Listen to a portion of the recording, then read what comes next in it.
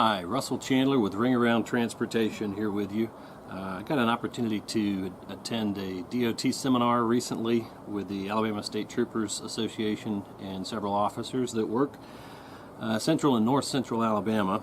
And there were some pretty interesting things that they brought up to the group of professionals that attended the seminar. I've got 6 items I wanted to cover with you, just make you aware of what's coming in the state of Alabama and nationwide.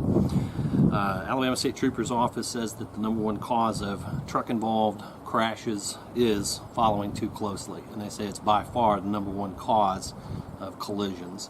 A lot of those happen where a car driver cuts back into the lane in front of a truck without giving enough room, and then immediately applies the brakes, or an emergency happens.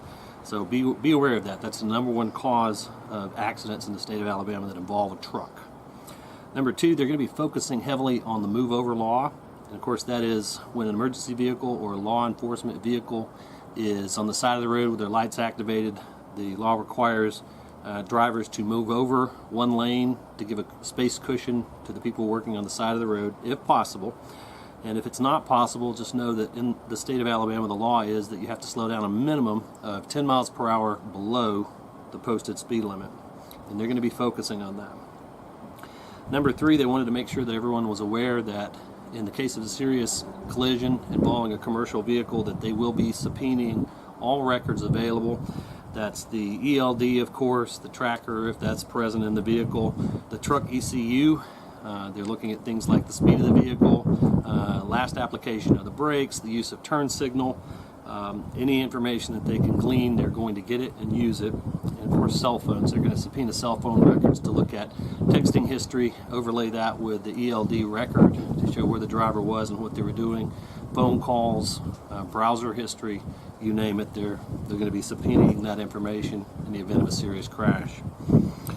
4th item that they brought up was be aware that in the state of Alabama, in the past, an automobile collision where the driver was DUI and there was a fatality associated with that crash. In the past, it's been a manslaughter charge. It's now a straight murder charge, so be aware of that.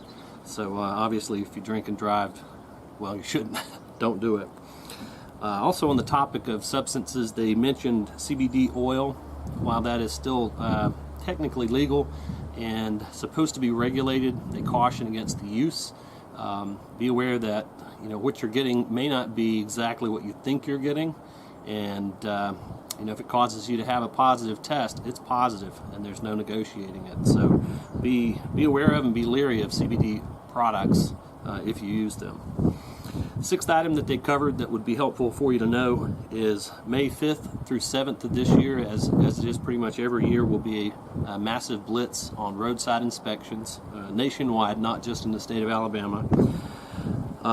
Last year they did 3.36 million roadside inspections nationwide over those 3 days, and they issued 994,794 citations, almost 1 million citations issued during that 3-day period.